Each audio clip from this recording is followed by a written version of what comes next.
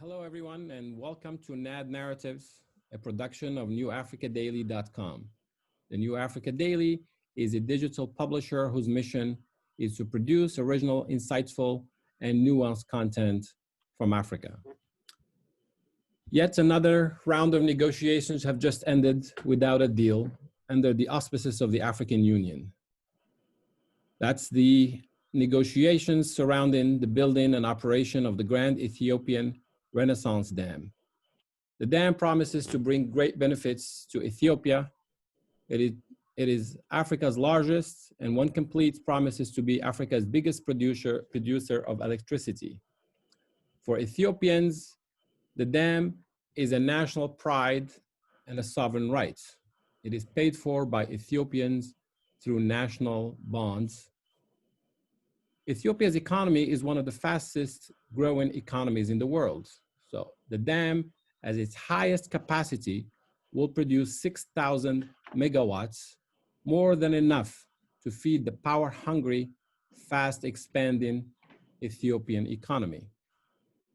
Politically, Ethiopian Prime Minister Abiy Ahmed may not survive in office if he does not deliver and fills the dam. There's an immense pressure from the population. But at the same time, the dam sits on the Blue Nile, and the Blue Nile is the main tributary of the Nile River, a lifeblood of Egyptian vitality since ancient times. For Egypt, which had practical monopoly over the Nile River, control over the flow of the water is a matter of utmost national security. It will affect its farming communities.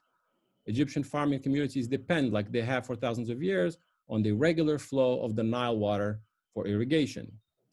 It would also affect the production at the High Aswan Dam, which will suffer as the water meant to replenish its reservoir will be diverted by the GERD.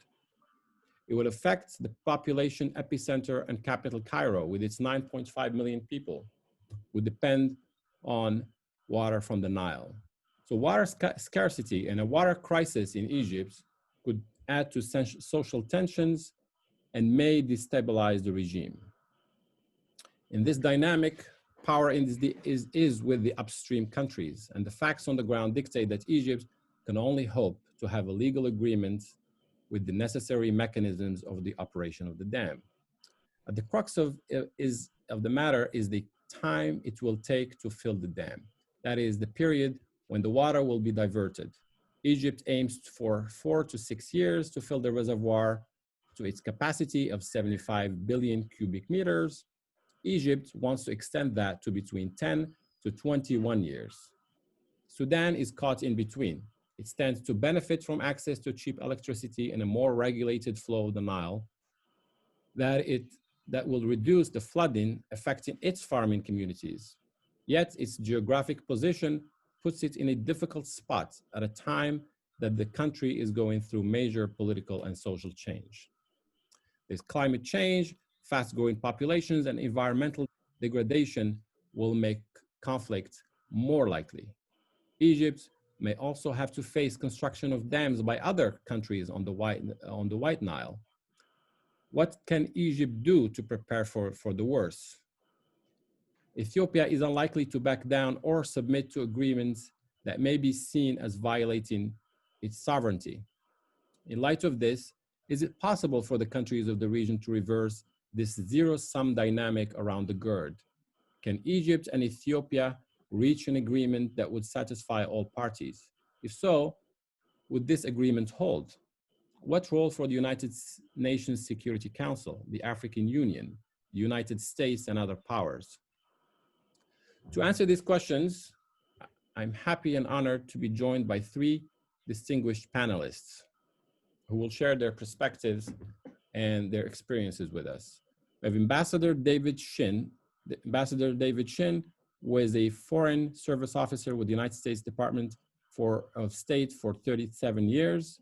He was ambassador to Burkina Faso and Ethiopia and Deputy Chief of Mission to Sudan, among other assignments. He's been teaching at the Elliott School of International Affairs at George Washington University, and he's the author of, among other books, of Historical Dictionary of Ethiopia. Ms. Hafsa Halawa is a non-resident scholar at the Middle East Institute and an independent consultant working on political, social, economic affairs and development goals across the Middle East and North Africa, as well as the Horn of Africa. She's a former corporate lawyer. Ms. Halawa has held positions in government, United Nations, NGOs, corporate multinationals, private firms, and think tanks. And last but not least is Mr. Adisu Lashitu. He's the David Rubenstein Fellow at the Global Economy and Development Program at the Brookings Institution. He has previously held postdoctoral research positions at Erasmus University in Rotterdam and Simon Fraser University in Canada. Mr. Lashito's research interest spans various topics in development economics, including firm growth and productivity, resource allocation, and economic diversification. His most recent research has looked into market-based corporate approaches towards sustainable development and poverty alleviation.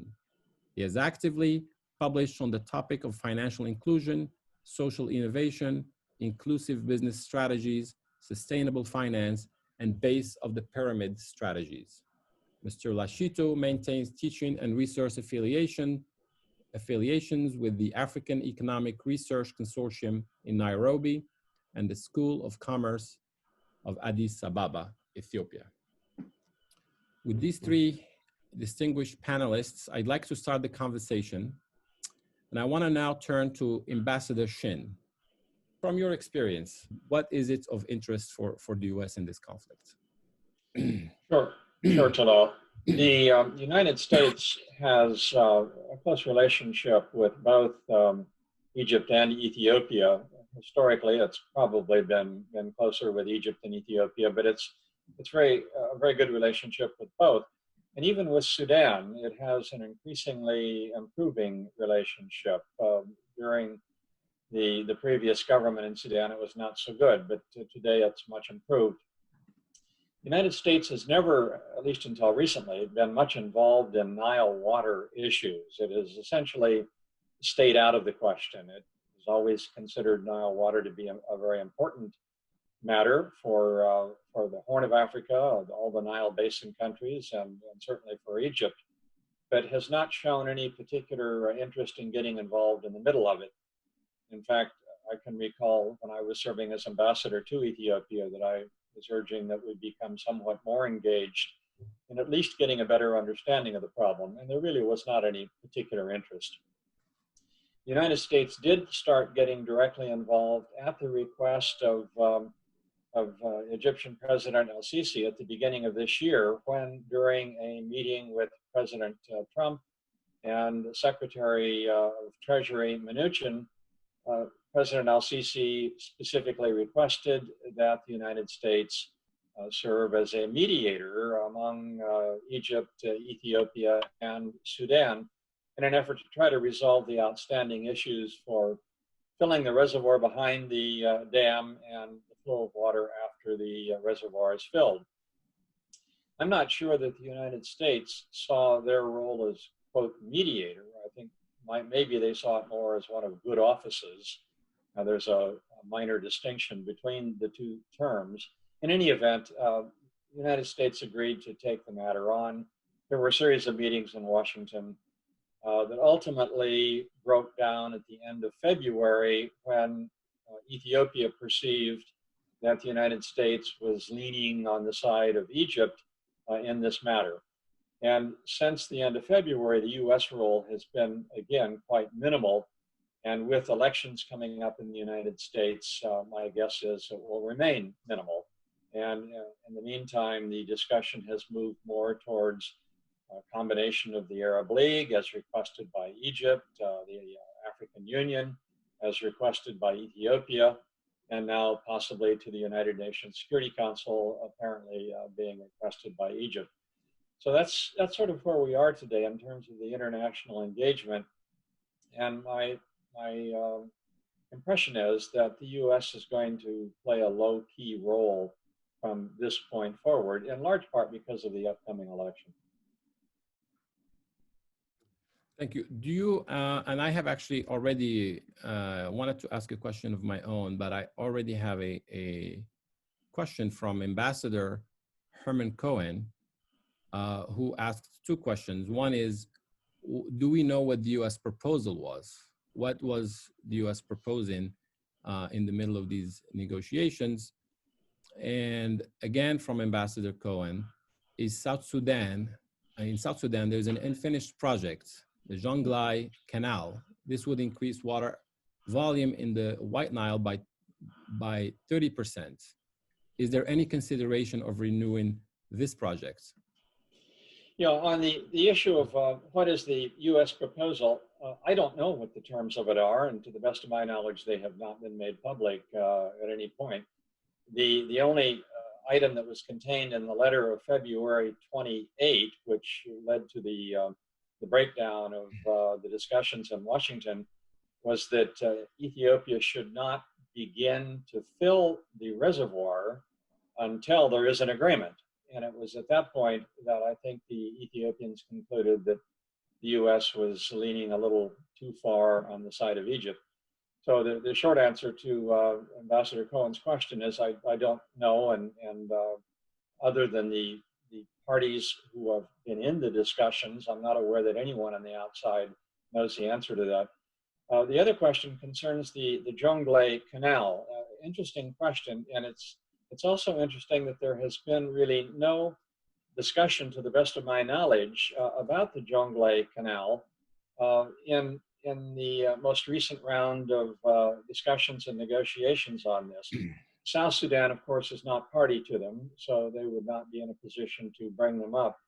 But the Jonglei Canal is a 224-mile long project that would make available about 5 billion cubic meters of water to the Nile River if it were completed. Excavation on the Jonglei reached the 166-mile point before war broke out in South Sudan, and the Sudan People's Liberation Army interrupted the construction on the Jonglei Canal, and the large digging machine, the world's largest digging machine, was stranded in the middle of the canal, and it's basically disintegrated in the meantime. This goes back, quite a number of years, and the canal has been filling in with dirt since then. So, to the best of my knowledge, there's no discussion on the Jonglei Canal. It would make a difference in terms of water reaching Egypt, but I think the South Sudanese have some real problems with restarting that project. I don't think they're interested in doing so. Ambassador, you've said that the United States is sort of tried to mediate. Obviously, it has failed. That Ethiopia has seen that the United States was more inclined to support Egypt. Do you believe that is indeed the case, that the United States is more inclined to support Egypt? And if it's so, why is there pressure from other Arab governments? Is it Egypt's position as a interlocutor in stability in the region, really anchor of stability in the region, and the Middle East, particularly with the Arab and Israelis, but also on the Libyan front? Why is that? Is the United States concerned about maybe even Egyptian regime failing or collapsing, or another Arab Spring, so to speak? Well, it's very difficult for me to get into inside the head of what's going on in this administration. So anything I would say on this would be nothing more than guesswork. There could be some outside factors that are playing into this. It could also be that the Ethiopians are seeing too much of a lean towards the Egyptians that may not be there. We don't really know for certain the degree to which the United States has been leaning towards the Egyptian position, but it may not be that much. The only thing we have to go on is this February 28 letter, which gave the impression that it was siding to some extent with Egypt. but I really would be reluctant to try to guess why that is the case. It may be nothing more than sort of personal positions within certain parts of the administration. And keep in mind that all of these negotiations were being handled by the Treasury Department in Washington and the White House, backed up to some extent by the World Bank, although my impression is the World Bank was sort of a reluctant actor in this. They weren't particularly interested in being dragged into it. And the Treasury Department is, in my view, not the right place to be having these talks. The State Department is where the expertise is, to the extent the US government has expertise on Nile waters issues. Why it ended up in Treasury, I can only assume was because Secretary Mnuchin was in the meeting with President Trump when President al-Sisi asked that the US engage in it.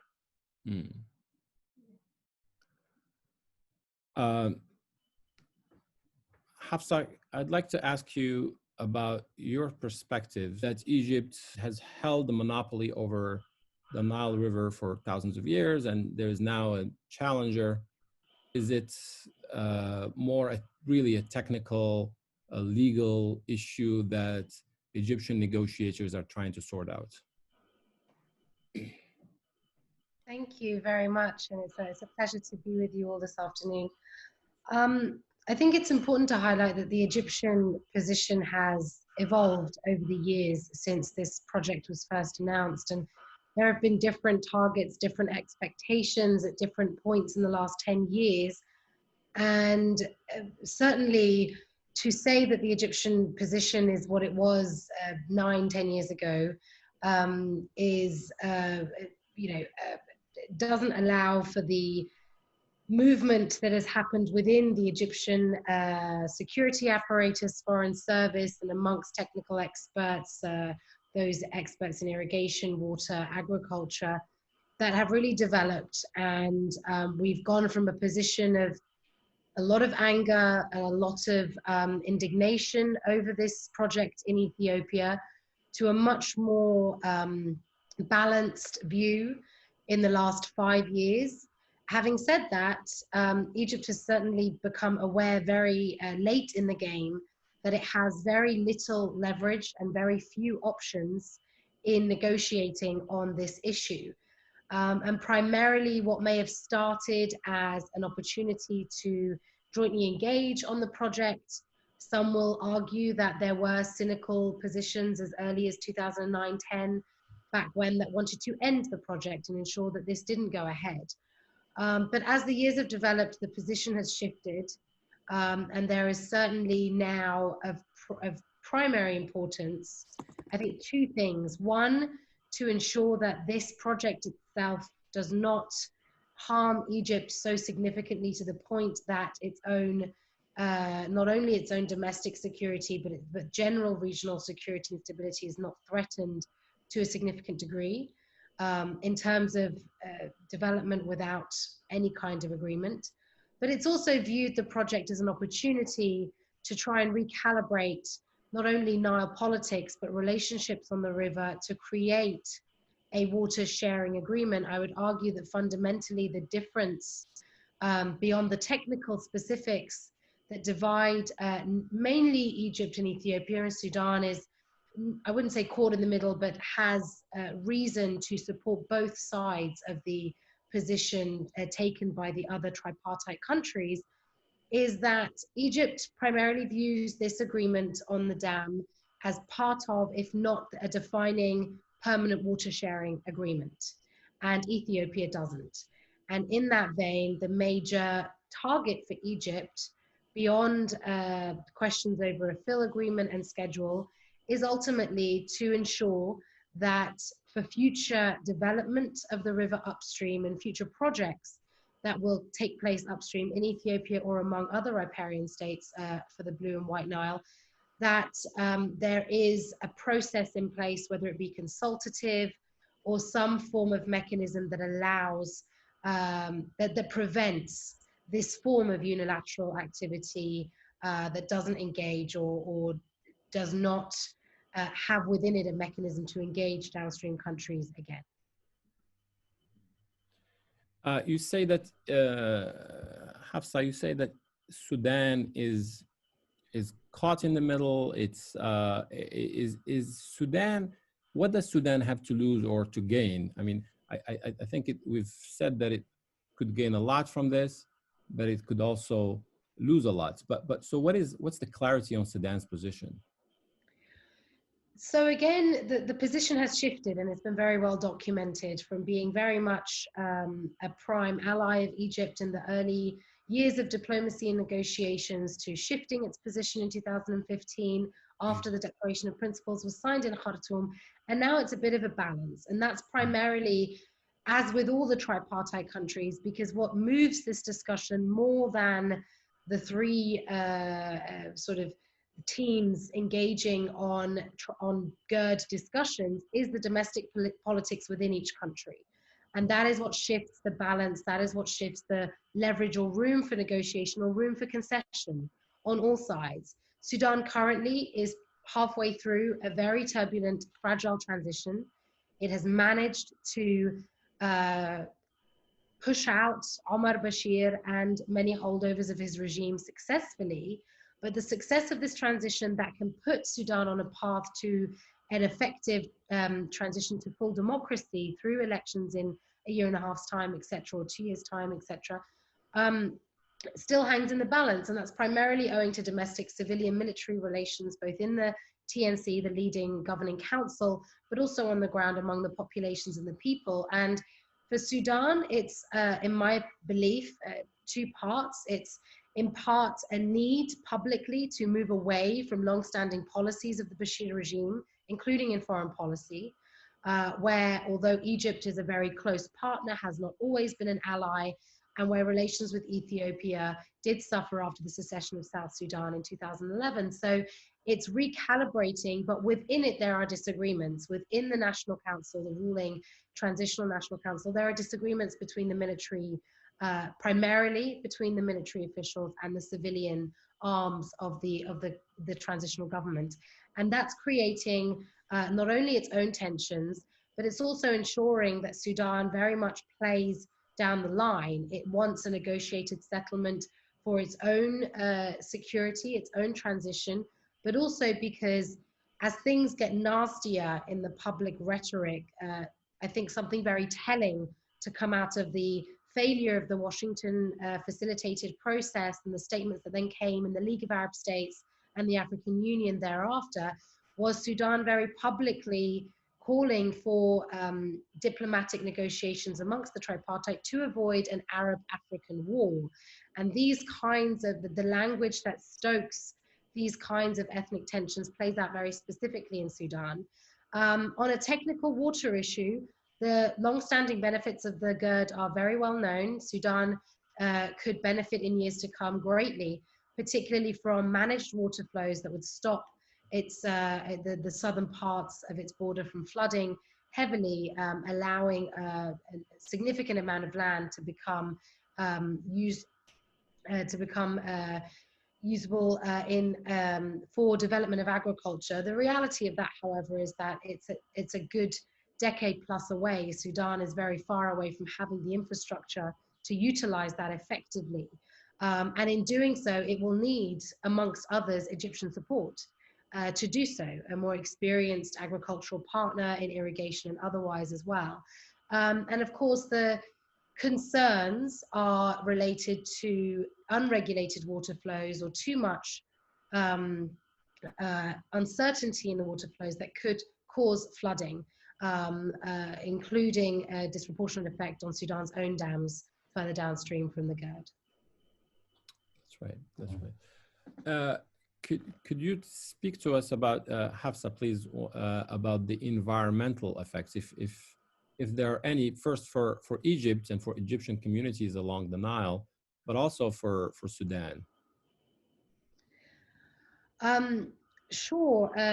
Briefly, I'm not an environmentalist by any means, and I actually would point people to a blog post on the climate security website by Pete Schwartzstein, who is an environmental journalist, and actually posted today about how climate is affecting transboundary diplomacy on water issues, how the climate change question is changing these dynamics. So I encourage people to read that issue.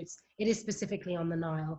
But ultimately, what's most challenging for Egypt is the water security question. Egypt being per capita the most water insecure country in the world, has become tied up because of the rhetoric from the state and the state arms in the GERD becoming the existential, plus or minus for the country, which is incorrect.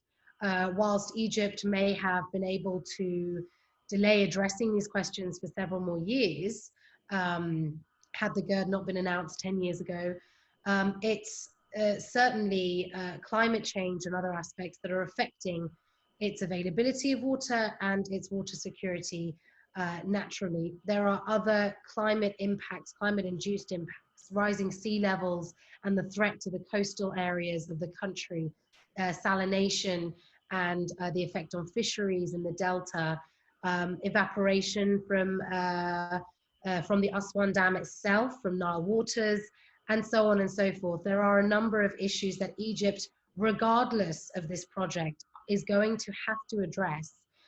We have seen desalination as a statewide project, a start of wastewater, a start of investment in wastewater. But Egypt's water usage, Egypt is very inefficient. It wastes a significant amount of water.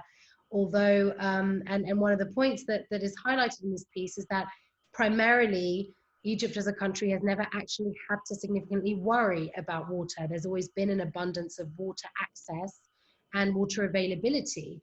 And part of what the challenge that is posed by this dam is that it is causing a country that has never thought twice about its water access, certainly in the modern era, to have to address reduced water flows, which will be compounded by climate change, whatever the eventual agreement or structure of how the GERD or other developments along the Nile upstream bring about.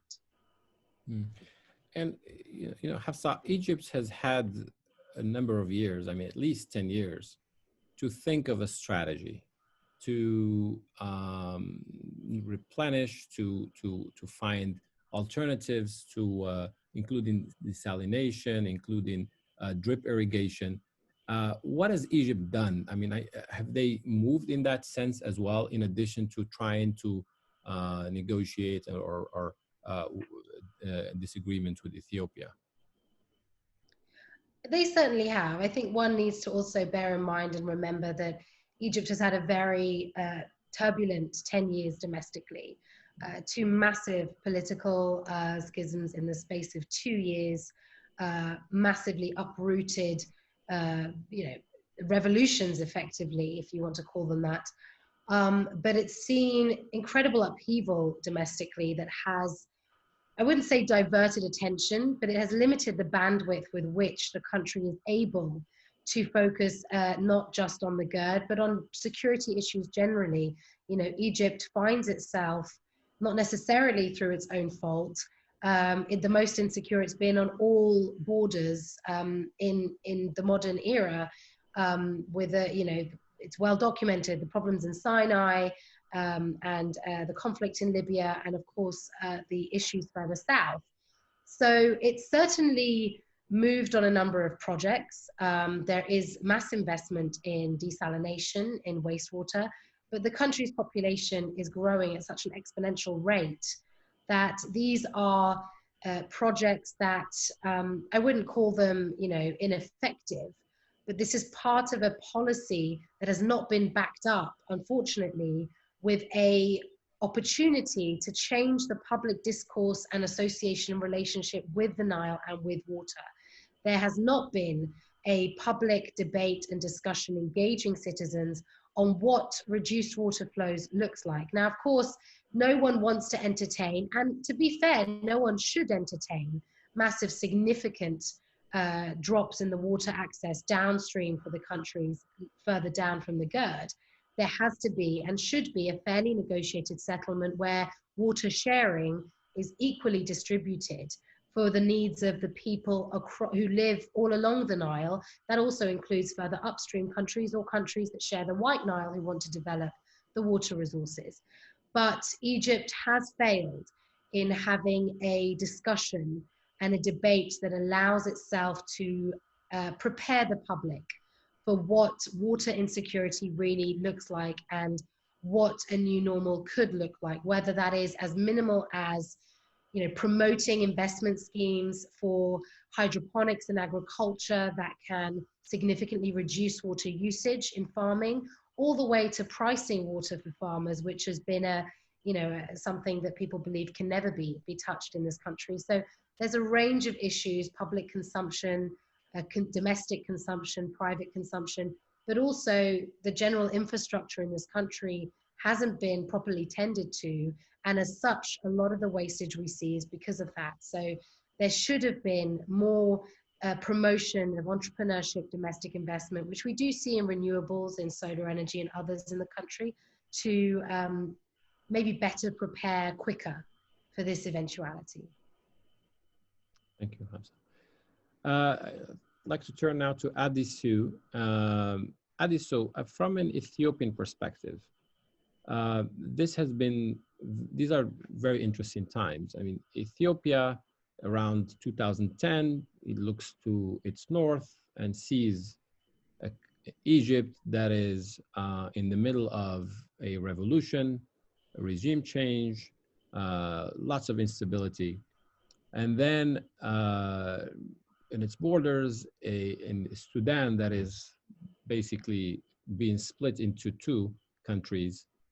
And then to its east, Somalia is still not a real state, and sees an opportunity to sort of sprint ahead with this dam. And so much so that even though the international financing was not there, Ethiopia was able to get its population to participate. Is this a moment, sort of a historical moment for Ethiopia to achieve this long-standing goal or dream that they've had? Or is this really a sort of a rational, well-studied initiative that just was timed that way? Thank you, Talal. So I would see it more as an economic issue than a geopolitical issue. As you mentioned earlier, Ethiopia has been growing very rapidly the past few decades. So in the process, it has been able to lift millions of people out of poverty. It's one of the few African countries that have succeeded in doing that. And continuing on that path, you need the resources, you need particularly natural resources that will allow you to generate power. So Ethiopia does not have oil and gas resources, but it has an abundant resource of hydropower, and most of it is located on the Nile, in the Blue Nile basin. So 70% of Ethiopia's water discharge happens on the Blue Nile. So for me, the Blue Nile Dam, the Grand Ethiopian Renaissance Dam, is basically an effort to provide tens of millions, actually 65 million Ethiopians who still don't have access to electricity. And also kickstart manufacturing. There's progress in attracting foreign manufacturing firms, but many of them suffer from lack of sufficient power. So Ethiopia wants to drive its economy, provide universal electricity access, and in that regard, its only available resource is the Blue Nile. So Ethiopia is not party to any historical agreements for sharing the Blue Nile. It does not feel that's obliged by any agreements that might have been signed between Sudan and Egypt. So for me, from an Ethiopian angle, this is purely an imperative to provide power for a growing economy. Thank you. But why is it that Ethiopia, Adisu, why is it that Ethiopia refuses to have a binding agreement? Why is it that it's the equivalent of saying to Egypt, just trust us. We will not harm you. Just trust us. And why can't they agree to that through a legally binding agreement? So I would say there's a kind of clarity or an agreement on the way the GERD should be filled, the reservoir should be filled. First year, the amount of water that should be stored in the reservoir is clear. It's clearly understood between Ethiopia and Egypt and Sudan. That's one of the key outcomes of the Washington negotiations. There's also relative clarity on the pace of filling the reservoir subsequent to those 2 years. So the sticking matter is on the long-term operation of the dam, especially when there are droughts that reduce the flow of the river beyond a minimum point. So Egypt is insistent on having a minimum guaranteed flow, even when there are drought circumstances. Egypt expects Ethiopia to release from the reservoir of the GERD to potentially compensate for a natural reduction in the flow of the river. And that natural reduction could actually include also future developments by Ethiopia upstream, because the GERD is actually located farther downstream of the Blue Nile in Ethiopia's borders. So Ethiopia feels that signing a binding agreement that requires her to abide by a minimum guaranteed release amounts to signing a water sharing agreement, a water sharing quota or formula.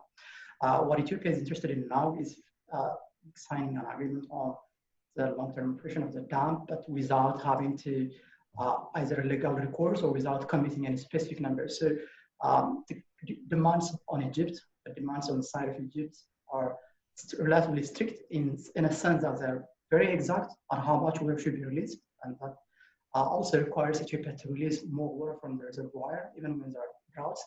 And also it's binding. This is very strict for Ethiopia, and it wants that to happen in a more institutionalized mechanism, South African Union or the Nile Basin Initiative, after the GERD.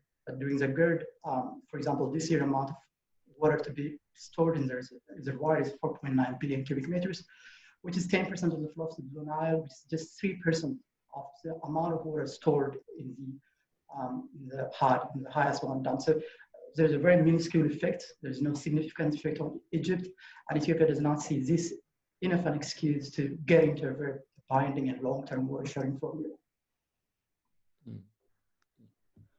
Hafsa, do you believe that that Egypt can live without without a binding agreement? Can they trust Ethiopia to do the right thing? I mean, that's quite a loaded question. Egypt has certainly shown that it is not willing to take the risk. That I agree with the comments. There is generally, I would go as far as saying there is a fill schedule agreed in principle between the three parties, and it is these external issues, the arbitration, the binding nature, and the continuation of a sort of drought measures to become permanent that Egypt is fighting for and that Ethiopia won't sign. So it requires an assessment of how the relationships within the tripartite stand in order to sort of say, I mean, I don't know many countries, if any, that would take the risk of good faith. I mean, part of why this current conversation is so pertinent is because despite previous claims of being near completion, Ethiopia, when it came out in November, was very firm that it was ready to fill, and Egypt certainly took that seriously and decided to try and scramble something together very quickly. But we are expecting heavier rainfall this season than normal. It is very much expected that an initial fill, as was mentioned, will have no effect on downstream flows. And in fact, it's actually a great time to begin to fill the reservoir. But with the way things have gone the last 3 or 4 months, to expect that the parties will rely on good faith from each other, when you look at the statements and rhetoric made in the public on all sides, certainly on the Egyptian-Ethiopian side, it's very difficult to see how Egypt would settle for that. They may have no choice. Egypt has certainly made it implied at least, in my opinion, made it clear that military action is not being considered at all. And there are no other diplomatic channels open to them. They've had the urgent meeting at the Security Council. There is no further recourse. There certainly will be very little appetite, if any, to engage in this issue further at the Security Council. And when you take in the aspects of the fact that the fill will not necessarily affect the downstream countries at all for this year, maybe even next year, there's very little reason to escalate this issue. So Egypt is left with very little option. It had, until I would argue today or yesterday, really pushed the limits. It was trying to make it very clear that it was not going to budge on its red lines, and it hasn't. And there are rumors circulating 24/7 that the fill has begun, or that it's the wet season.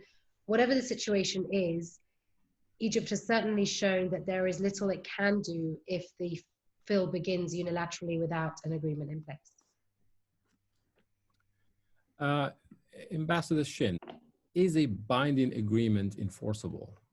I think the short answer to the question is, in the final analysis, a binding agreement is probably not enforceable.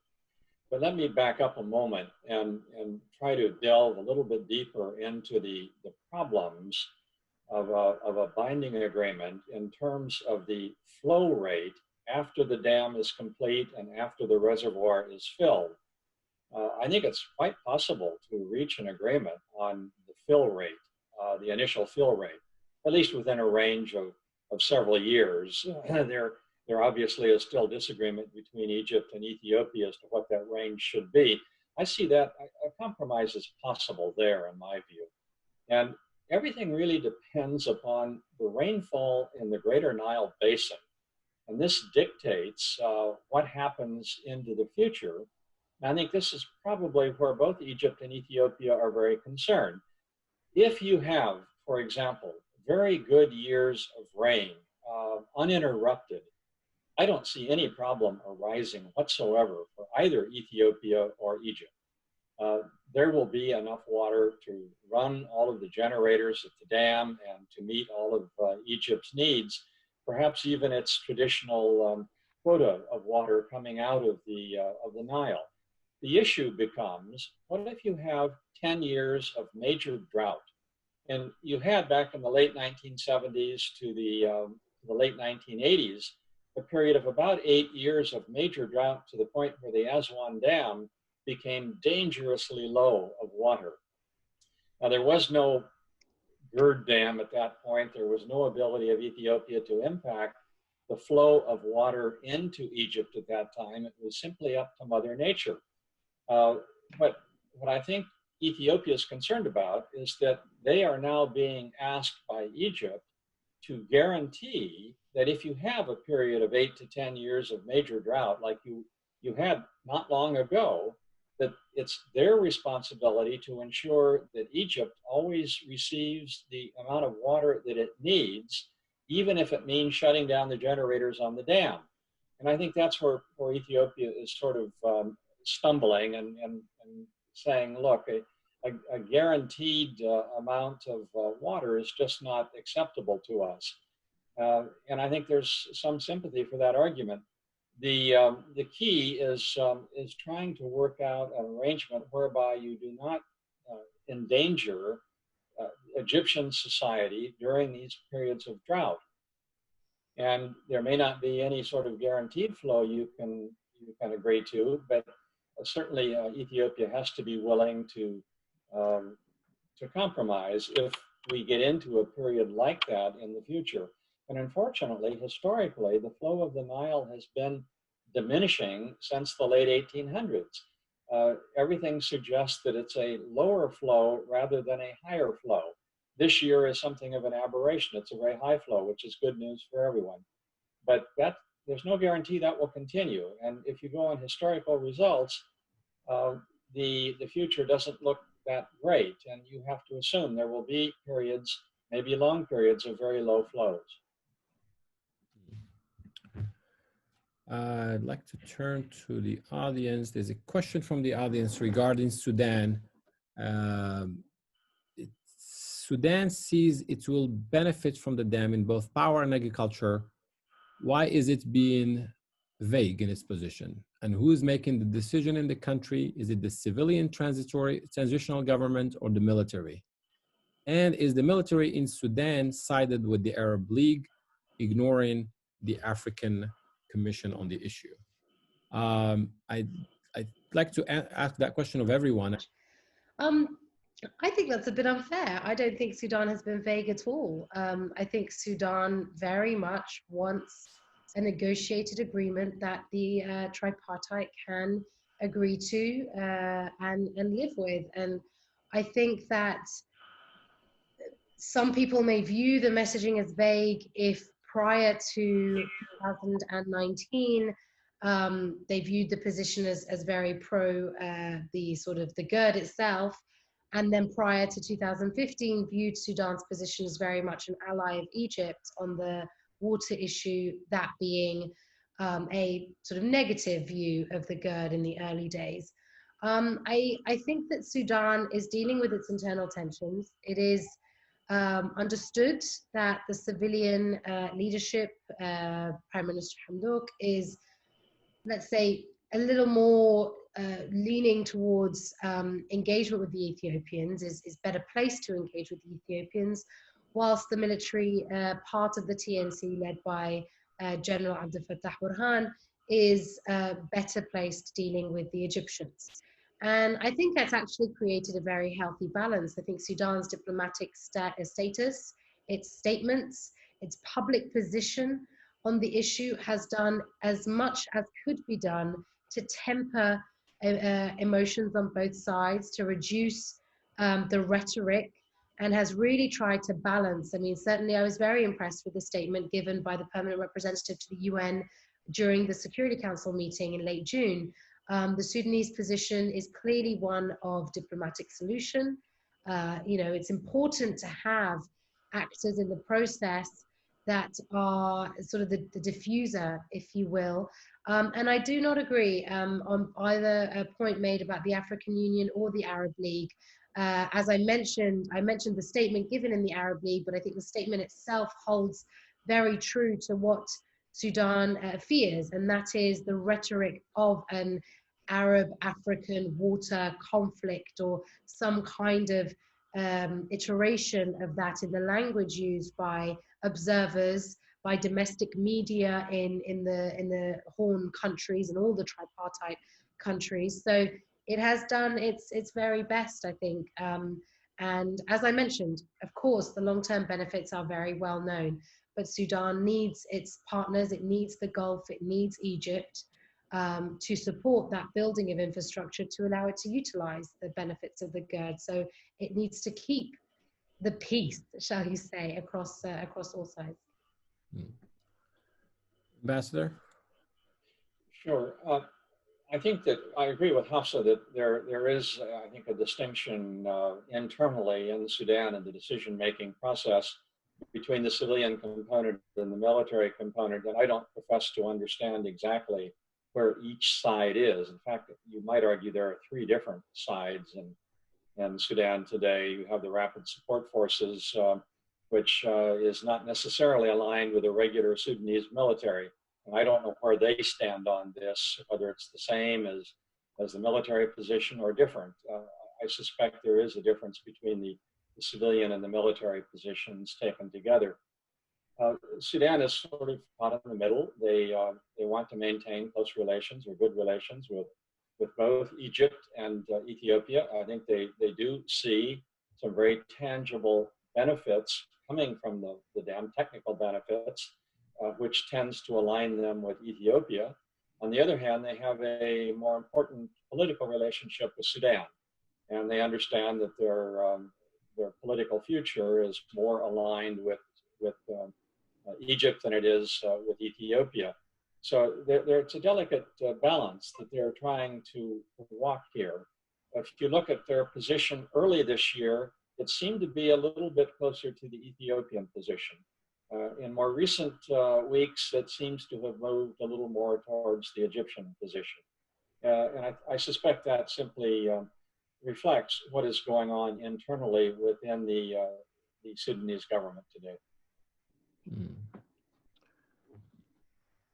I have a question from the audience about the role of the UAE, United Arab Emirates, and Saudi Arabia in particular.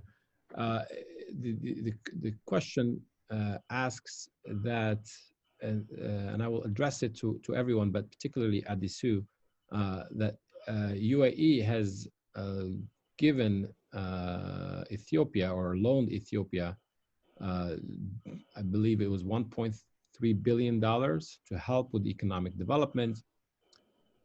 Is that a vote? Is that seen as Ethiopia taking a stand? UAE taking a stand in this conflict. So it wants to support. It's part of the Arab League and it supports Egypt openly, but the economic aid that it is given Ethiopia makes it that shows that UAE has a bigger stake in Ethiopia than perhaps it does in Egypt.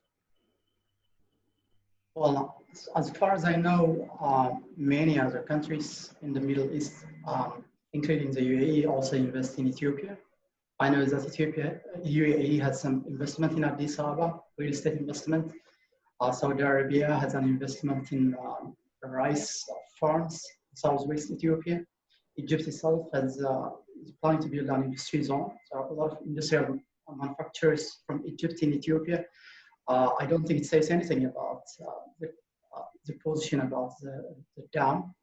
The dam has been financed by Ethiopians themselves, partly because it was impossible to get external loan for a dam involving an international dispute, and partly because also that was the idea. The idea was to build consensus among the people, show that they could do it together. So it was built by bonds bought by millions of Ethiopians, and I don't believe that money has been directly invested from the United Arab Emirates or any other country on the dam. Mm.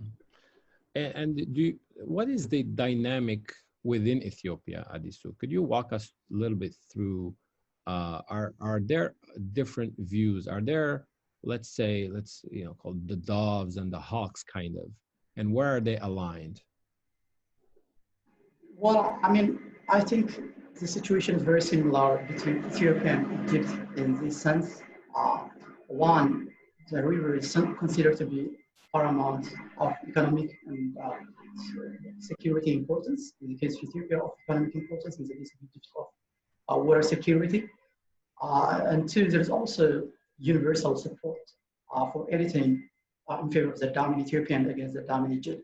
So it is a major area, rallying point, area of consensus among Ethiopians of different walks of life, supported by opposition parties, the governing party. As far as I know, there's no division among Ethiopians regarding the position of the dam. So it makes it relatively harder to make concessions, for example, in the case of negotiations, but I wouldn't say that's the number one thing. I think the number one thing is that there hasn't been a multilateral forum sharing the rivers of the Nile, and the status quo has been Egypt monopolizing the use of the Nile and Ethiopia challenging the status quo, and that needs a little bit of friction to get to an agreement. That's the main sticking point in my mind. But there's been lots of domestic political problems, and recently there was the killing of the Ethiopian singer, and with the protests that were after that, and the killings of about 200 people by the security forces. Prime Minister Abiy Ahmed is not necessarily secure in his position. Is he using these negotiations to sort of rally support domestically? Very hard for me to say that. What I can say is that if he would come and say that because of pressure from America, for example, we're postponing or delaying the day of filling the dam, that would be a difficult. It will be difficult for him to convince the public.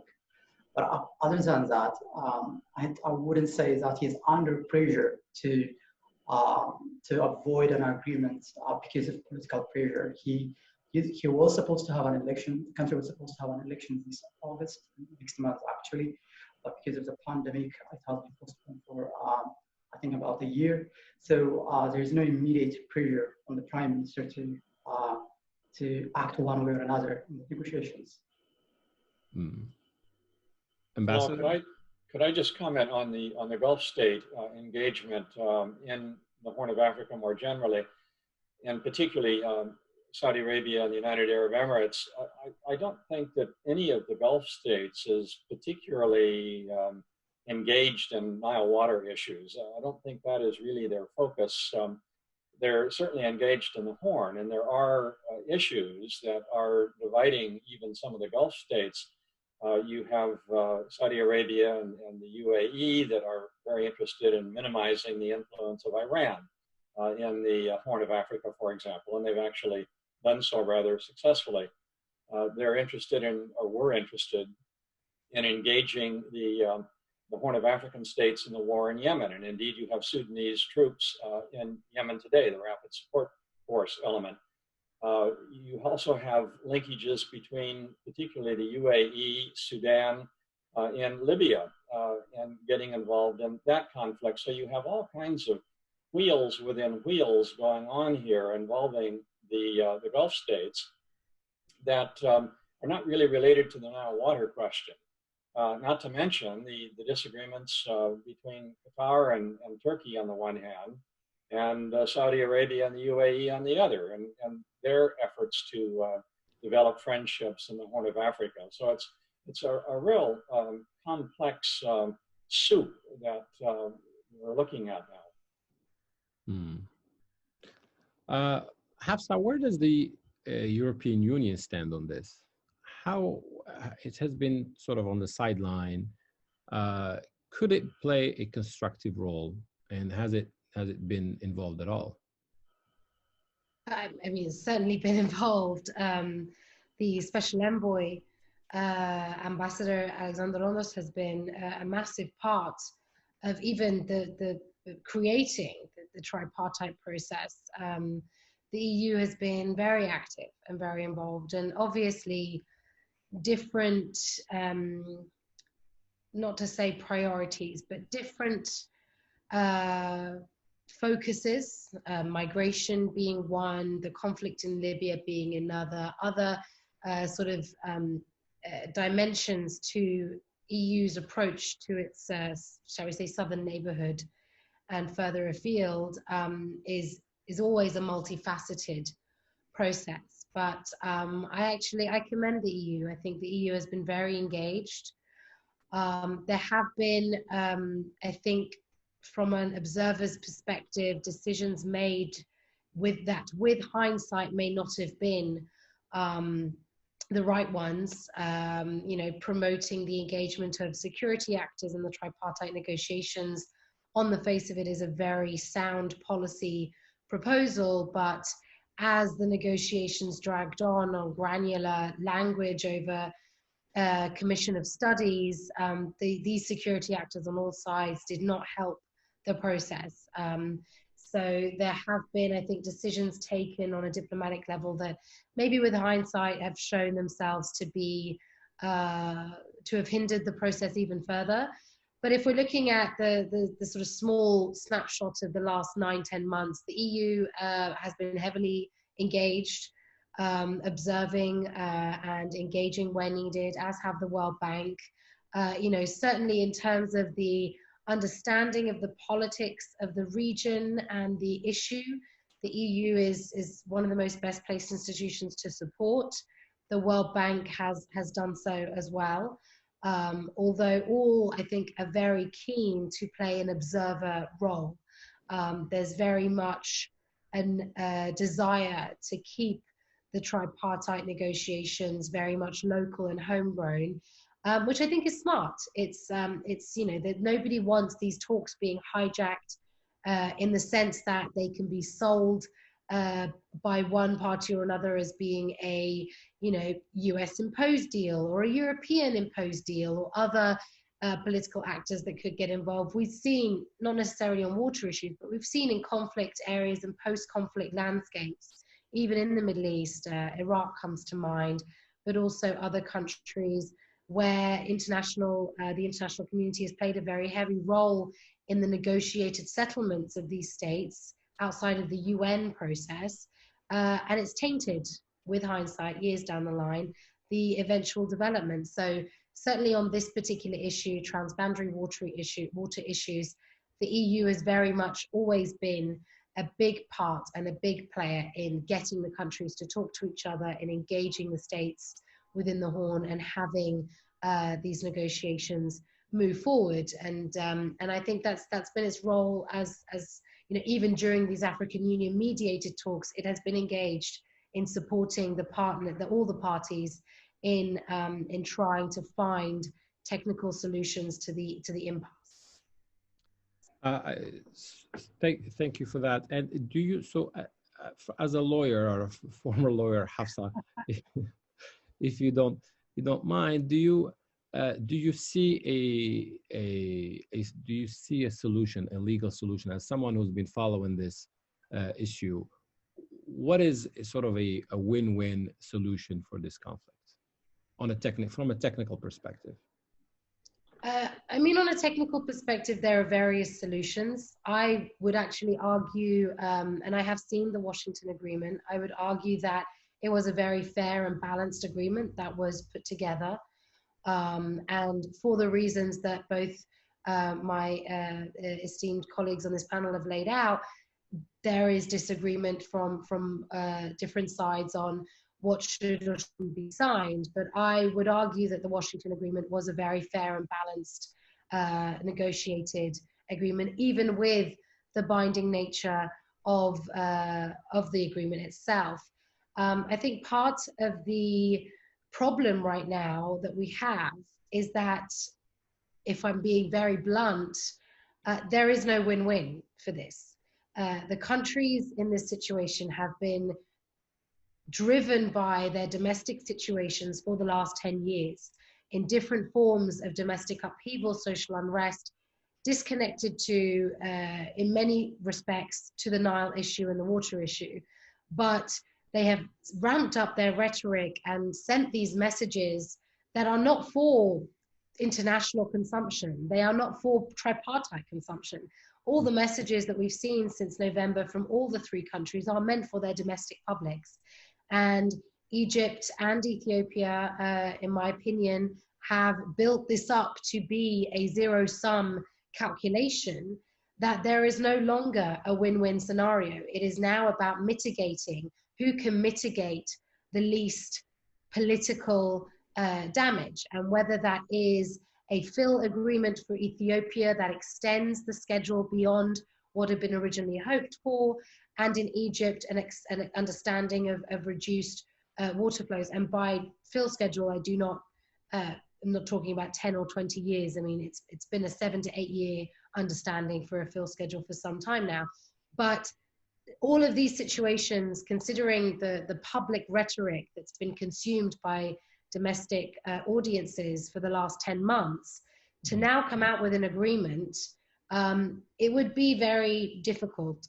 Without a doubt, the Egyptians lose more, and they lose in all scenarios, because it is quite clear that Ethiopia will not sign a permanent binding agreement. So Egypt is faced with the option of putting their good faith in a fill without an agreement and negotiations to continue, or to sign a minimum terms fill schedule with Ethiopia on the commitment or promise that broader water sharing is agreed upon or discussed later. All of those scenarios are lose-lose for Egypt, and Egypt is certainly on the more losing end. But I do not believe that any of the countries are in a position to create win-only solutions. There have to be concessions made, regardless whether it's immediate or down the line in the future. All the countries have to make concessions. That is the essence of transboundary water sharing agreements. Hafsa, what do you believe what leverage does Egypt hold, other than military, which has been since not no longer talked about? What other leverage does Egypt hold? I don't really think Egypt holds any leverage. I think that the leverage it's trying to play, there is no serious consideration that the UN Security Council will take sanctions or suggestions of sanctions seriously. None more so than because members on the council themselves have their own transboundary issues that they're dealing with in their regions. But Egypt, I think, has banked on the general premise of what is good diplomacy, what is good faith, what is good politics, what is important for regional stability, regional security, to hope that Ethiopia will not significantly fill the reservoir behind the dam without an agreement in place that the tripartite has agreed to. Adiso, I have a question from the audience, from Ambassador Cohen, Herman Cohen. He says the private sector is available to invest in power generation in Ethiopia, in hydro, wind, and solar. As that the Meles regime had refused to accept this because they did not want private control of power. Would the current government accept private investment and therefore make it possible to fill the dam at a slower rate? Private power could be installed very rapidly. Right. I think there's already a legal mechanism for the private sector to provide power to the national grid now. And at least one Icelandic company is developing geothermal power to do that. So, but as far as I know, none of them are really up to date and be able to provide the gap. We are going through power supply shortage right now. There has been blackouts and rationing in the past 1 year. So it's not very clear how that can be that can be overcome. Other than the ready or the GERD dam, which is actually close to ready. So maybe I want to mention a few things with what Hafsa mentioned earlier. I think one of the problems with the Washington negotiations is that it gave Egypt a very unrealistic expectation. It of course led to some kind of convergence on the rate of filling the dam. But what Egypt was trying to do through the Washington negotiations was go beyond the GERD and provide a kind of mechanism, a binding mechanism for sharing the river. And what Ethiopia is doing now is pushing back and calling for a more institutionalized mechanism rather than a transactional approach, which I think there's some ground for that, because if you settle for a transactional approach, you sign an agreement, but then it has to be implemented. And that's going to lead to a lot of frictions, misunderstanding. So if it is done in a more institutionalized manner under the AU or another parallel water basin commission that can resolve disputes, manage conflicts, enforce agreements, and etc., that can lead to a more sustainable way of governing the river and other dams on the Nile that are maybe going to be constructed in the future as well. So that's a point I want to mention, that probably that's going to take more time. So it's not probably surprising that it's taking a longer time to settle on that matter, because we're talking about something that has been going on for basically centuries. This argument on how shares on Nile is not an easy thing. It's probably taking longer time. It's just fight to do that. Another question from the audience. This one is from Ambassador Shin. Follow up on your UAE and Saudi Arabia comments. There's a question about how the UAE and Saudi Arabia are using their alliance with the Sudanese military to influence policy, both in the Nile Basin, but also in Libya. And this is doesn't necessarily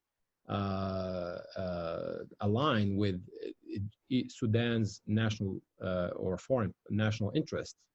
How do you see this interference, as the question asks? Well, here we get into the problem about the three different centers of power in Sudan: the civilian component, the regular military component, and the rapid support forces. And I think most of this activity that the Gulf states are getting involved in, that is Saudi Arabia and UAE, probably with the rapid support forces.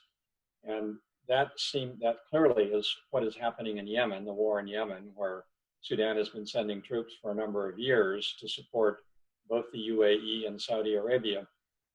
It's my understanding there is some involvement in Libya. I know less about that, and I'm assuming that is also with the Rapid Support Force component of the Sudanese government, but I don't know that for a fact. I don't see much engagement by the Gulf states on the Nile waters question. I think their interests are other than that, and I think that's a very important distinction to make.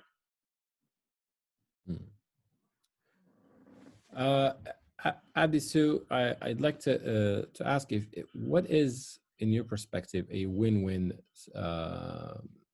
sort of solution to this conflict that would make into, Prime Minister Abiy Ahmed had won the Nobel Prize for his overtures to Eritrea. What can he do vis-a-vis Egypt that will even make the Peace Prize even more worthy? So I think one of the progresses in the African Union mediated negotiations is that there is a clearer understanding of what each country wants. Basically, what Ethiopia wants is that an agreement on the GERD does not preclude future developments on the Nile, because Ethiopia has larger hydropower potential and wants to build perhaps more dams. And what Egypt wants is exactly the opposite of that. So now they're on a in clear terms on what the difference is. So the next step is actually taking the time to find a formula on how to allow Ethiopia to build perhaps one or more whatever dams, and in a manner that does not affect the reverse flow in a significant way. And that's probably why I think it's perhaps better to take a longer time and do that in the confines of some kind of institutional platform.